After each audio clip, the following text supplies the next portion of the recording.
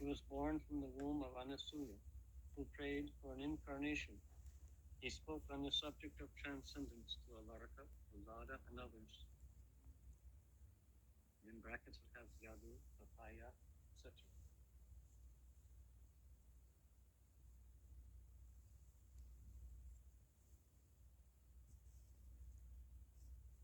So this chapter is an answer to the sixth question. The sixth question that was given in the first canto, in the first chapter.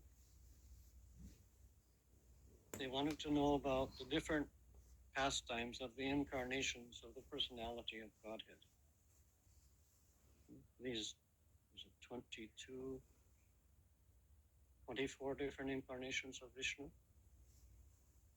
So the sixth incarnation is Dattatreya. Datta means to give some blessing. And the blessing that is given is to Atreya. Now, in this particular verse, it mentioned that she prayed to the demigods,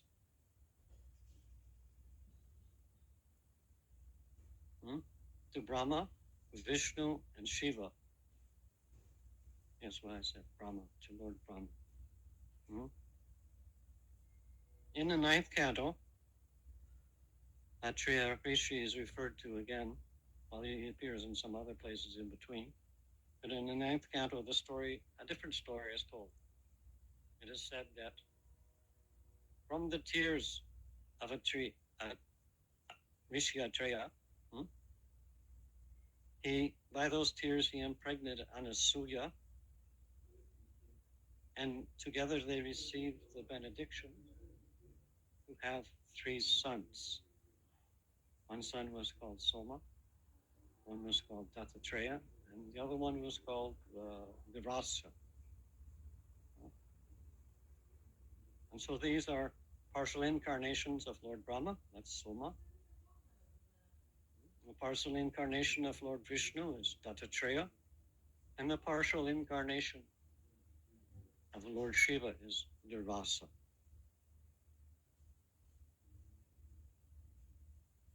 So I'm not sure how we're supposed to see this, but there's something else I found while trying to do a little research on Dattatreya. If I'm not mistaken, I think in the Bhagavatam, the greatest amount of information comes from the 11th canto, where I think the 6th, 7th, 8th, and 9th chapters talk about the Avaduta Brahman. And it mentions there that, who it was, one of our previous acharyas said that this Avaduta that is referred to as Dattatreya. So all these stories about the Avaduta Brahman and how he had different teachers, the Python and so forth, that taught him various different things about one's behavior. So this Dattatreya, he also spoke impersonalist philosophy to the Buddhists, setting up the position for the Lord to come. Sweeping aside the Vedic literatures that people were improperly following.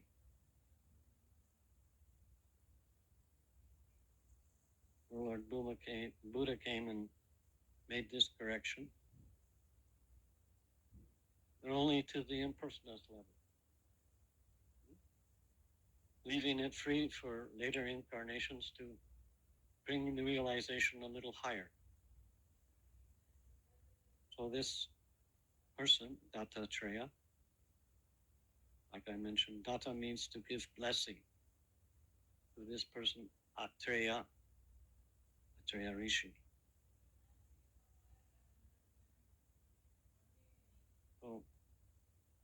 I was not able to find very much about Dattatreya, other than this fact that he is the sixth incarnation, sixth Purusha, or if you like, Leela avatar, as with Krishna.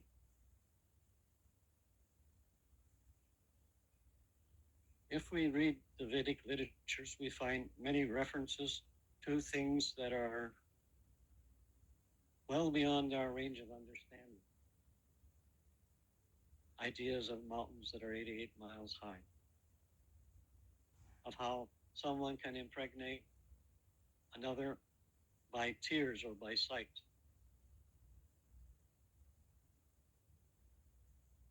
Of how a brahmastra can be thrown and enter inside a body and destroy only the womb, only within the womb, that new living entity that's within the womb, and not touch the mother at all. Of how great sages can enter into the Ganges River and come out anywhere in the universe. So many different things that seem kind of mystical. And we're asked by the acharyas to accept these things as facts. It's not an easy thing to do. It's a difficult thing, especially for those in the age of Kali, where we have very short memory, very poor understanding, not able to properly perceive things and recognize what is to be done and what is not to be done. Just like I came this morning, and there was a set of kartals sitting on this asana and another set on one of the chairs over there. Now, according to Vedic literature, these instruments are expansions of Lord Balaram and should be given all kinds of respect. Not that they are placed where lowly jiva souls may reside. So there are many different minor directions, usually from the Karmakanda sections of the Vedas, just like it said that not to set anything on a window ledge, because a negative energy runs around a room in a clockwise fashion. And if anything's on the window ledge, it diverts that negative energy into the room, and it bombards you with this negative thought pattern, whatever the case is. There are so many. There are hundreds and thousands of these, and we can't always make corrections for any of them. They're there specifically for us in this age to understand that there are hundreds and thousands of regulations that one must perform in order to get a high enough birth so that we are somewhat empowered. In the present birth, we're not even empowered to do very much. Our body regulates all kinds of activities for us. You just have to see, when the body says it's time to go to the bathroom, you have to go. You can't stop. If you'd stop, some kind of problem occurs to you. If not now, maybe 20 years from now, something happens to you, and you can no longer do that function.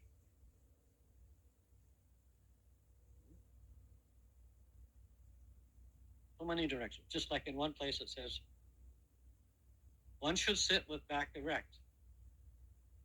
It doesn't mean that one's leaning against the back of the chair. As a matter of fact, if you see pictures of Prabhupada sitting, he never has his back against the chair, against the Vyasasana. Sure, against the pillow, when he's relaxing and he's dressed in his gamsha, he may lean against the pillow. But when he's in the formal position, he's always sitting very erect, and he's not leaning on a post or on the back of a chair, on the wall. So many things. Just like it says, one chants the Maha Mantra, one should sit with back erect in a lotus position. And right now, most of us can't even pull their knees so that we can sit in a lotus position. But the direction is there. This is to teach that we must be very vigilant in our activities. Vigilant in the sense of following directions given by the Acharya. We should follow these directions and understand that these are there to help us focus on that one we're not supposed to forget, upon Lord Krishna, that we're always supposed to remember him.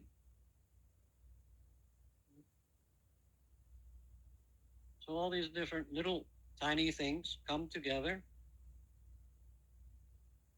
to draw our attention, to keep our mind occupied.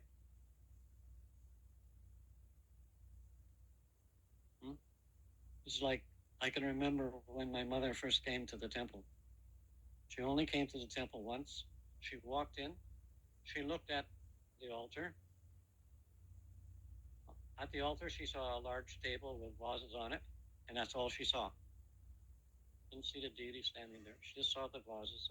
The vases were very nice, she said, and they had nice, fragrant-looking flowers there. But the deity, she didn't see them.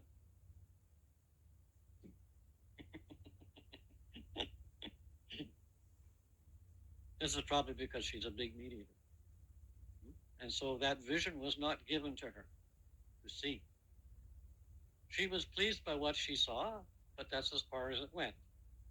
No further. It wasn't that she was rejected. She walked away feeling, oh, it's very nice in there. It's a nice place to go. And that was it.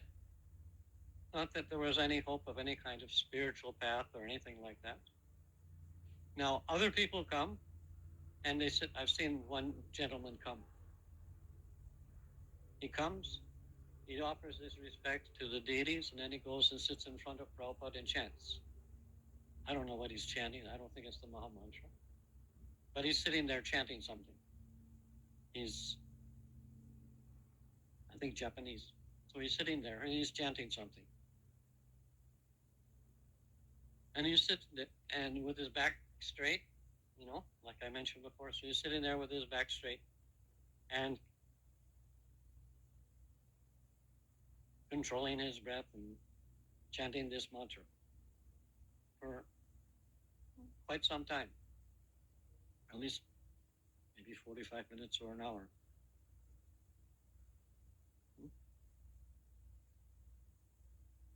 So these are different impressions that our mind receives under various different circumstances at different times. And these impressions, this vidhi, are placed within our mind, and the more often that impression again repeats in our mind, the stronger it becomes there. So that after a while we think, oh, this is the normal thing. This is the common sense thing. And anything that doesn't match that pattern is not common sense. And so each of us develops various different ideas and visions. And so what one person may see as some beneficial activity, someone else sees it as not. One man's food is another man's poison, they say. And so this story of Dattatreya, to me, my understanding, indicates that there must be some saintly person present to pass on spiritual knowledge. Now, sometimes that saintly person only gives a part of the information. He spoke Sankhya philosophy to the Buddhist. Of course, this is impersonalist. Doesn't mention the personality of Godhead. It just how's all the material energy, how everything comes together and comes apart and comes together and other formations to make different things.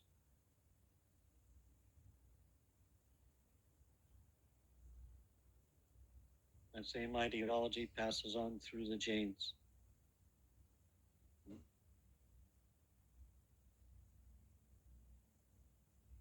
Each different religious tradition that exists in this Kali Yuga has been contaminated in one way or another. Something is missing in their message.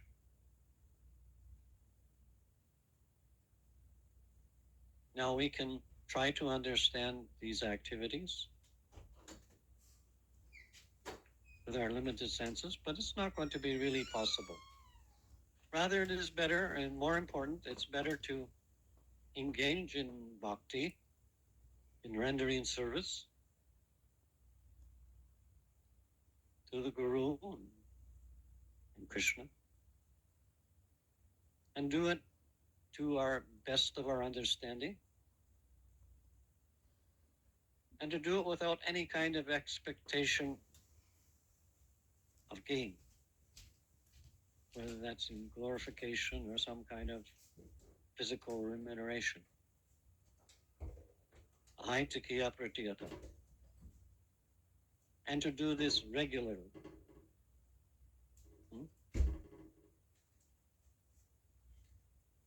It's important that this is done on a regular basis because our minds are so much clouded over. And so it's requested that we chant Krishna's names, with rapt attention. And it's also mentioned it should be each acharya has given some direction. Srila Prabhupada gave us 16 rounds that must be chanted with some kind of attention, some kind of enthusiasm, some kind of determination, and with great patience. These are not present, then various different inebrieties arise, different difficulties arise. It's important, this chanting of the holy name. It's important to follow the 4 regulative principles. No maintaining, no intoxication, no gambling, no illicit sex. And Prabhupada stressed that every time there was initiation. And any other time there was any kind of sacrifice. These points were stressed over and over again. And then as a sign line, they kind of mentioned, Rupa Goswami said, there are 6 things you have to do, and there are 6 things you should avoid, and so on. So many different rules and regulations. If we can keep these ideas like pearls strung on a thread around our neck to encourage us to understand the personality of Godhead and His transcendental nature, then any difficulties that may arise can be overcome without the grace of the spiritual master. The grace means he has given these instructions. One time, one of my godbrothers said to Srila Prabhupada that to Tamal Krishna, you've been very merciful and you've given him all kinds of benediction. And then Prabhupada said, I have given you the same benediction, just as he has taken advantage of it and you have not. So it's a good idea. The grace is there. You have to accept the grace. You have to take what is given and put it into practice. If you put it into practice, then the mercy is given. And if you don't take that mercy, it happens. And it's just like you're marching in spot. not really making any advancement up or down. You're just there. Of course, that is better than going down, but still. Better still is to go upward. The mercy is given out, and you take advantage of it. This shows that you respect the mercy that the spiritual master has given. That has to be there. You have to show some kind of remuneration. This remuneration is putting into practice what you've heard. Not just saying, oh, no, I don't think that's a major thing. I can just regulate it to a lower priority and maybe sometimes do it. I can come in, I can pay my obeisances to Prabhupada, but I'm so fallen I can't do that to the deity. No, it doesn't work like that. Huh? No, you have to pay respect to the deity also. Because by the mercy of that deity, you have gotten this guru. They can't be left out. They're part of the equation. And this practice of devotional service is to learn how to act, to learn how to do something that is auspicious spiritually. An activity can be done in remembrance of Krishna, and an activity can be done in forgetfulness of Krishna. If it's done in forgetfulness of Krishna, either you're going to stay in the same place or you're going downward. But if you do it in remembrance of Krishna, there's some upward progression going on, depending upon how much determination, enthusiasm you put into it. And if your enthusiasm is a little less, then the result is also a little less. Well, if we don't take up this message, all will be lost.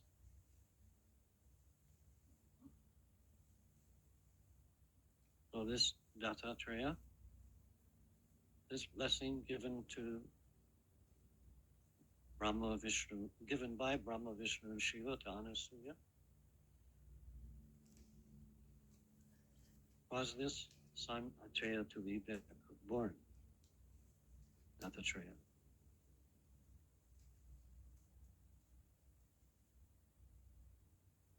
If our Krishna consciousness is of the lesser category, nothing has really been lost. You just have not taken full advantage. So if we take a full advantage of all those things we've learned, and we put these learnings into practice, then we can accomplish something in this lifetime.